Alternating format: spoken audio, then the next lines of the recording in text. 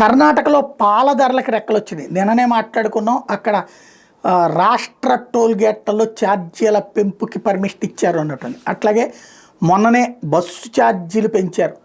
ఇక 1 by 1 ఛార్జీల పెంపు. ఒకటేంటంటే అక్కడ తిండి తిండి తిండి ప్రజలు వాళ్ళని ఎన్నుకున్నందుకు నిలువు దోపిడీ చేస్తున్నారు. ప్రతి దాని మీద పన్నులు పెంచేయడం, ఇచ్చింది ఎంత తింటనది ఎంత దుర్మార్గంగా తయారైపోయింది. ఇప్పుడు ప్రస్తుతం తాజాగా జరుగుతున్నటువంటి పని ఏంటయ్యా అంటే నందిని పాలు అంటారు కదా, వాళ్ళకి సంబంధించినటువంటి కోఆపరేటివ్ సెక్టార్ ద్వారా చేసేటువంటి ఆ పాల ధర 4 రూపాయలకి పెంచారు. ఆటోమేటిక్గా పబ్లిక్ని ఎత్తిన ఈ 4 రూపాయల వారం రోజుకి ఒక మనిషి తీసుకునేటటువంటి పాలు 4 పాల ప్యాకెట్ల 2 పాల ప్యాకెట్ల వీటన్నిటి లెక్కన చూసుకున్నప్పుడు విడిగా చూస్తే 4 రూపాయలు పెద్ద లెక్క కాదు. నెలవారీగా మధ్యతరగతి లెక్కలు వేసుకుంటారు కాబట్టి అప్పుడు భారమే అనిపిస్తుంది. తెలియకుండా భారాలు వేస్తే పట్టించుకోరు. ఆఫ్టర్ ఆల్ 4 రూపాయల గురించి కూడా జనం పట్టించుకుంటారా అన్నది వాళ్ళ ఉద్దేశం.